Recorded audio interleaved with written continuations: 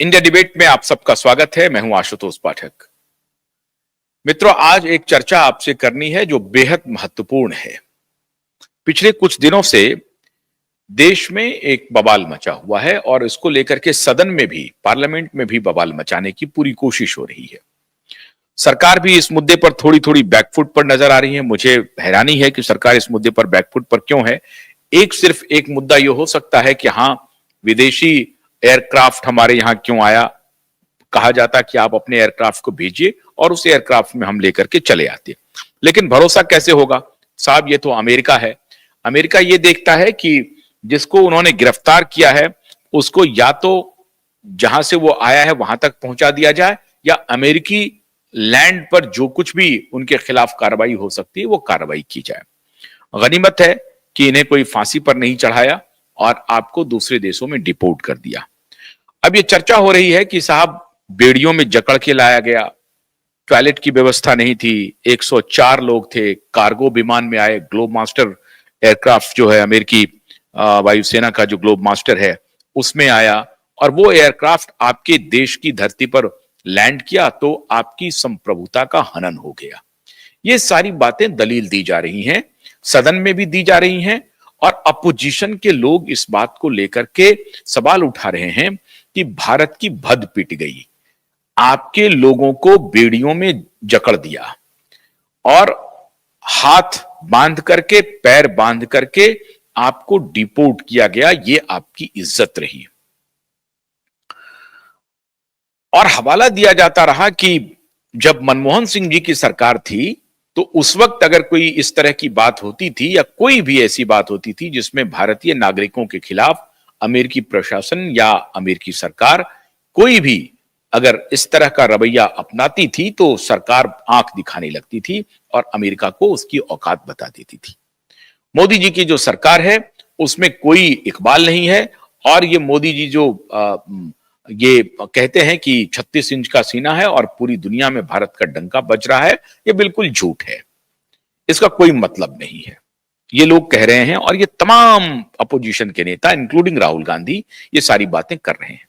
आज मैं आपके सामने एक विमर्श रख रहा हूं, और आप देश के बहुत ही जिम्मेदार नागरिक हैं जो दर्शक भी हैं, और आपके सामने अगर ये सवाल मैं रखूं कि आप किस प्रकार का भारत बनाना चाहते हैं, किस प्रकार का देश बनाना चाहते हैं, वैसा देश जिसके लोग पूरी दुनिया में सम्मान के साथ, इज्जत के साथ जाना जाए, या वैसा देश जिनके लोग पूरी दुनिया में चोर के रूप में जाना जाए, अवैध लोगों के रूप में जाना जाए, अवैध कारोबारी के रूप में जाना जाए।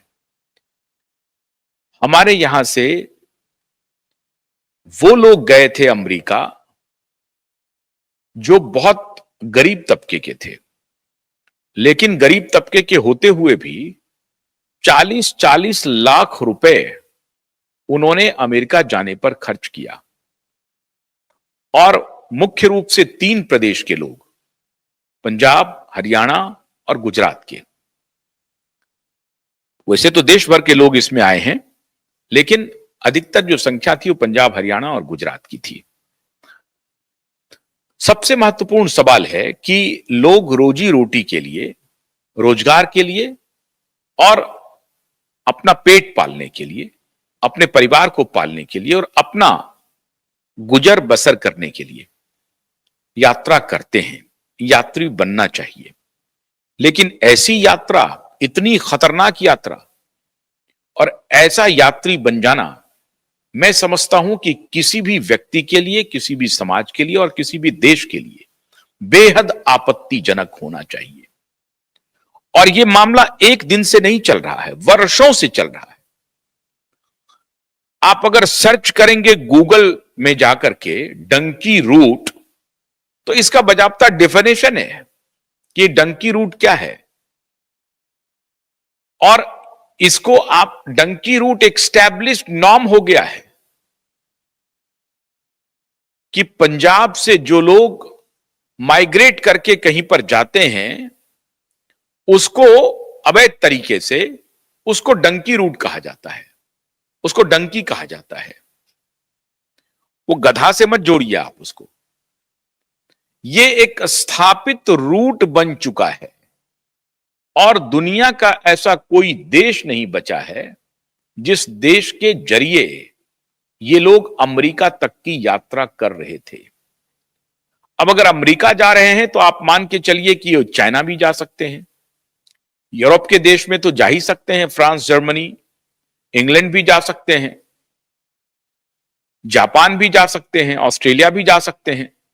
लेकिन अमेरिका तक की यात्रा इनको 16-17 देश को होते हुए, 16-17 देश के बॉर्डर को क्रॉस करते हुए ये अमेरिका तक पहुंचते हैं।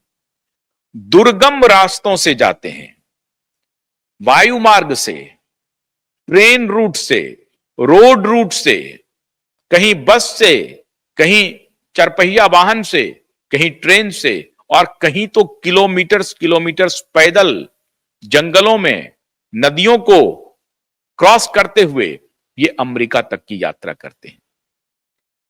इतने कठोर तरीके से दुर्गम रास्तों को क्रॉस करते हुए ये अमेरिका पहुंचते हैं सिर्फ इसलिए कि वहां जाकर के किसी दुकान में शॉपकीपर की नौकरी करने लगेंगे, कहीं कोई ट्रक चलाने लगेंगे। ये कोई साइंटिस्ट तो है नहीं, कोई प्रोफेसर, इंजीनियर, डॉक्टर या इस तरह के प्रोफेशनल नहीं है, या कोई व्यवसायी नहीं है जो व्यवसाय करने के लिए अमेरिका जा रहे हैं। तो 8वीं पास, 10वीं पास, 9वीं पास, मतलब किसी ने भी कोई मैट्रिकुलेशन नहीं किया है। पढ़ाई लिखाई अगर आप देखें तो मैट्रिक की भी डिग्री इनके पास नहीं है, 10वीं की भी डिग्री नहीं है, 12वीं की भी डिग्री नहीं, इक्का दुक्का हो सकता है। तो ये लोग ट्रक चलाने के लिए, दुकानों पर काम करने के लिए, डेली साफ सफाई के काम में लगने के लिए अपने देश को, अपनी मातृभूमि को छोड़ करके अमेरिका